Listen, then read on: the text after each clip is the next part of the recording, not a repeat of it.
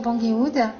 Nous avons le plaisir de recevoir aujourd'hui Monsieur Urel Régis Beninga pour notre premier entretien de la semaine. Bonjour monsieur. Bonjour. Bienvenue dans notre émission. Merci beaucoup. C'est moi qui vous remercie de votre accueil. Voilà, c'est un plaisir d'être sur votre plateau. Voilà, vous êtes aujourd'hui sur ce plateau en tant que réalisateur centrafricain. Oui. Donc parlez-nous un peu de votre parcours. Alors, comment êtes-vous arrivé à la réalisation? Comment suis-je arrivé à la réalisation? Alors c'est un long parcours, je pense que ça mériterait d'écrire un livre là-dessus.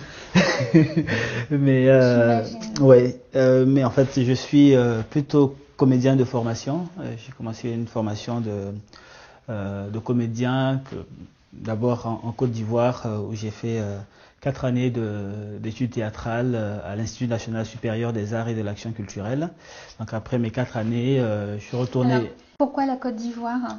Pourquoi la Côte d'Ivoire? Parce qu'il n'y avait pas d'école de théâtre en Centrafrique. Parce que j'avais envie de faire du théâtre. En fait, c'est ce que j'ai ressenti depuis ma jeunesse, depuis le collège. J'avais envie de faire du théâtre. Je ne me voyais pas faire de longues études et faire autre chose que le théâtre. Voilà. Donc après mon bac, j'avais passé une année de figuration à l'université, à la fac de géographie. Mais bon, c'était mon tout premier rôle, je dirais, au cinéma, de la figuration.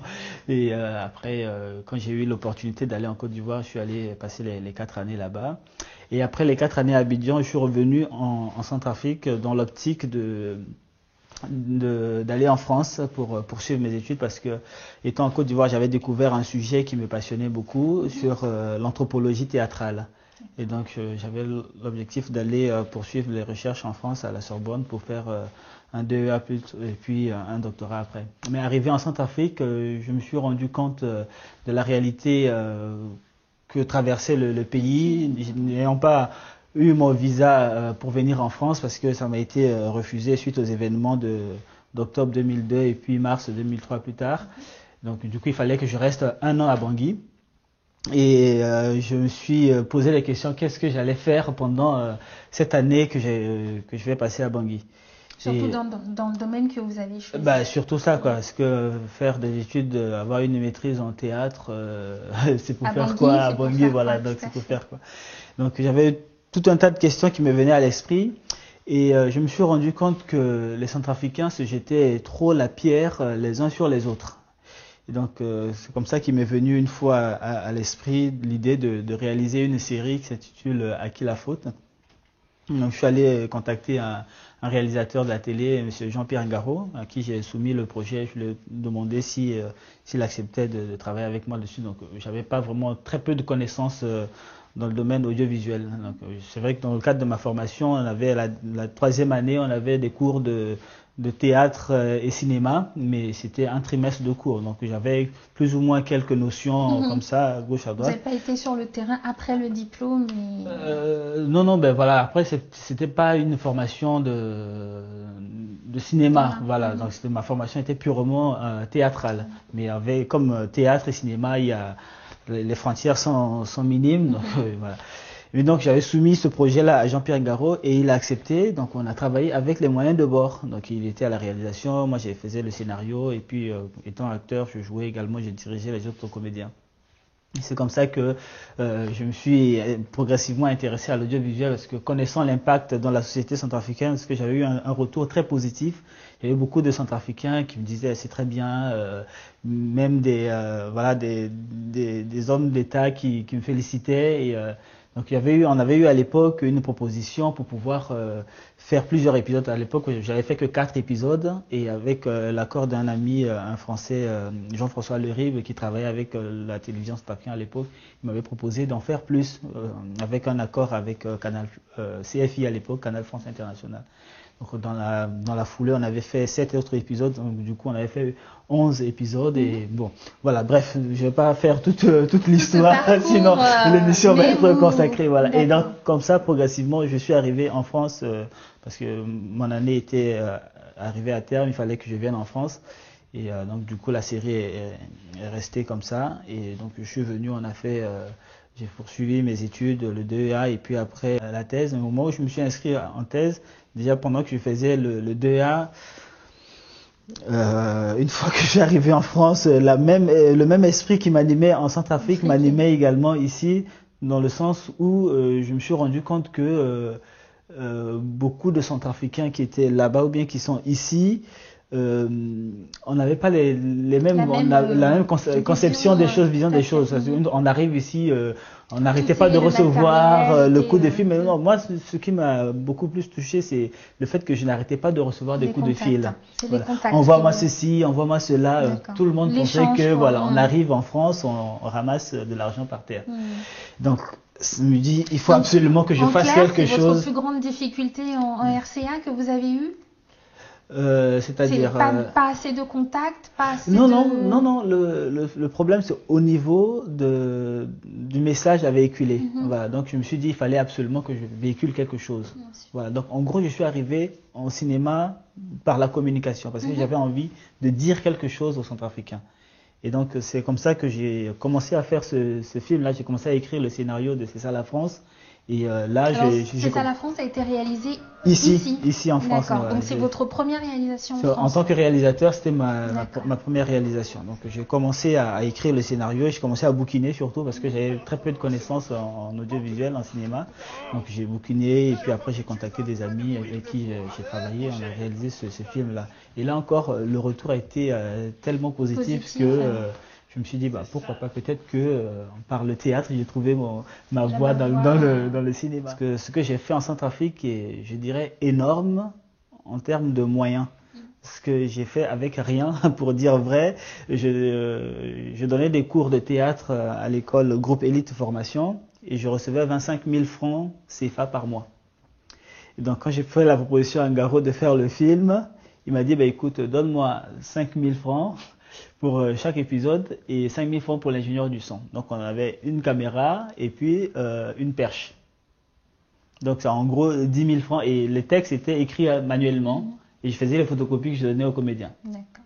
Voilà. Donc en termes de temps, la Centrafrique m'a donné beaucoup parce qu'avec les peu de moyens, j'ai essayé de puiser plus fort pour pouvoir sortir quelque chose. Pourquoi le cinéma centrafricain ne décolle pas ? Alors, je pense que le problème de la RCA est complexe. C'est complexe, c'est lié à beaucoup de choses. Il y a une question de volonté politique d'une part, il y a aussi une question de formation, il y a aussi une question aussi de volonté artistique, c'est-à-dire que et puis aussi de sacrifice. Je pense que dans la vie, rien n'est gratuit, rien n'est facile. Donc, il y a tous ces aspects-là. Donc, je laisse le côté volonté politique, je laisse le côté formation, tout ça, mais je préfère m'adresser plutôt aux artistes, du moins à ceux qui aspirent à faire ce métier. Si j'ai un conseil, je ne sais pas si c'est le terme qu'il faut utiliser, mais si j'ai un encouragement à donner, c'est de dire aux gens de faire avec ce qu'ils ont, avec les moyens qu'ils ont et d'y croire. C'est-à-dire que en forgeant, on devient forgeron. C'est une expression qu'on utilise assez régulièrement en Centrafrique. Donc, il faut le mettre en pratique, par exemple, cette expression-là. Et quand je vois un peu le parcours de À qui la faute, c'est avec rien, comme je vous l'ai dit. Voilà, 10 000 francs, en gros 15 000 francs par tournage, par épisode. Ce qui est absolument rien pour celui qui connaît le milieu de l'audiovisuel. Pour un film de 9 minutes, il faut compter 9 000 euros à peu près. Donc nous on avait fait avec 15 000 francs CFA, c'est-à-dire 20 euros. 20 euros par épisode. C'est-à-dire qu'il faut mettre la volonté. Après, il y a une deuxième chose, qui est peut-être même la première, il y a le contenu. C'est bien de faire un film, c'est bien même si on nous donne tous les moyens, mais il faut qu'on ait un contenu. Il faut qu'on ait un contenu. S'il n'y a pas de contenu, si je ne véhicule pas un message, ça ne sert absolument à rien, même si on me donne des millions, je ne ferai pas. Moi, comme je vous ai dit au départ, c'est venu par envie de communiquer. Et je voyais que les Centrafricains passaient leur temps à se taper dessus, au lieu de mettre le temps à travailler. C'est comme ça, voilà. Donc, c'est pourquoi j'ai fait la série À qui la faute, pour que chacun arrive à se poser des questions. Voilà. Est-ce que la faute est à l'autre ou bien, voilà, que chacun voit sa part des responsabilités. Et pareil, quand j'ai fait C'est ça la France, mon objectif c'est de dire aux Centrafricains, voilà la réalité de la France. C'est pas ce qu'on vous montre régulièrement. Voilà. C'est vrai qu'il y a tout, mais il y a une partie. Voilà. Donc c'est dans cette optique-là que je fais du cinéma ou bien que je fais de l'art. Voilà. Pour moi, c'est dans le but de communiquer, d'exprimer quelque chose. Et donc j'encourage les artistes dans ce sens-là à avoir d'abord un message et après maintenant le mettre en pratique. Et puis la deuxième chose, c'est qu'il faut apprendre. Parce qu'on ne veut pas apprendre, on pense que faire un film, c'est prendre une caméra et puis on y perche et puis filmer. Voilà. J'ai vu pas mal de choses qui passent à la télé, des gens qui se disent réalisateurs. Bon, voilà, c'est vrai, ils sont réalisateurs, mais après, c'est à chacun de juger. Chaque art a ses règles. Voilà, donc je pense que je ne prétends pas me dire réalisateur, excusez-moi de dire ça sur votre plateau, mais je suis un apprenti réalisateur, je préfère dire ça. Mais, alors dans ce cas-là, qu'est-ce qu'on peut vous souhaiter pour la suite? Donc pour l'instant, je profite du temps présent, c'est-à-dire sur votre plateau. Demain ne m'appartient pas, mais cela ne m'empêche pas de rêver. Et cela dit, j'ai beaucoup de rêves. Je rêve de réaliser un certain nombre de films. J'ai beaucoup de choses à dire. Voilà. Notamment l'histoire de la République centrafricaine, pour moi, mérite d'être portée à l'écran. Voilà. Et donc je rêve beaucoup. Et on a beaucoup de choses dans notre histoire qui mérite d'être mis à l'écran, pas parce que il faut réaliser un film, mais parce qu'il faut qu'il y ait un document sur l'histoire de la République centrafricaine. On a beaucoup de livres, beaucoup de choses écrites par exemple, bien réalisées sur la République centrafricaine, mais faites par des personnes étrangères. Et donc du coup, il y a un regard étranger, un regard extérieur. Et il n'y a pas un regard intérieur des Centrafricains. Et moi, j'aimerais bien faire un film qui essaie de ressortir un peu, dégager un peu l'âme centrafricaine. Voilà. Et si vous me permettez de faire un peu de la publicité, un peu de com, pour être dans l'actualité, du moins, si j'ai fait un film, un récent film qui vient de sortir, Une couleur de vie, qui a été récemment au festival panafricain de cinéma de Ouagadougou, le FESPACO. Ça a été encore là une de mes satisfactions, mais en même temps de mes regrets. Mes regrets dans le sens où, quand on va au FESPACO, on voit toute l'Afrique. Et c'est difficile de voir un Centrafricain. Voilà. Faut faire sa place. Voilà. Donc, c'est-à-dire que j'ai été en même temps touché et honoré par le fait que ce film Une couleur de vie a été l'unique qui ait représenté la République centrafricaine, mais en même temps heureux d'obtenir ce prix qu'il a eu, le prix du meilleur jeune espoir. Ça veut dire que les Centrafricains ne sont pas aussi nuls qu'on peut penser. Voilà. Et donc avec ce film-là, j'ai essayé de traiter un peu les relations humaines et j'ai essayé de récupérer un peu le personnage de Bobéro que j'ai traité dans la série C'est ça la France, et c'est ce personnage-là que j'ai repris dans Une couleur de vie. Et alors aujourd'hui, Une couleur de vie, où est-ce qu'on peut, si moi aujourd'hui j'ai envie d'aller le voir, où est-ce que je peux, il y a des points de vente? Il a été commercialisé où exactement? Non, il n'est pas encore commercialisé, donc il suit un peu le circuit normal de film. En fait, un film quand il sort, il y a d'abord les festivals, après les festivals éventuellement la sortie en salle, mais ce qui sera probablement pas le cas vu que c'est un court métrage. Et après la sortie en salle, vous avez la sortie DVD. Après sortie DVD, vous avez la télé. Donc il y a tout un processus, voilà. Donc il faut peut-être espérer au bout d'un an, voire un an et demi pour pouvoir la voir en DVD. Par contre, C'est ça la France est sorti en DVD depuis 2011. On le retrouve notamment sur des marchés à Château-Rouge, mais vous pouvez le retrouver aussi aux éditions Harmattan. Les éditions Harmattan dans le 5e arrondissement à Paris, la rue des Écoles, et également aux éditions Présence africaine, également à la rue des Écoles à Paris. Donc, sinon, toutes les informations sont sur mon votre site. Voilà. D'accord. Okay. Donc on invite nos auditeurs à aller sur votre site très vite pour voir ça.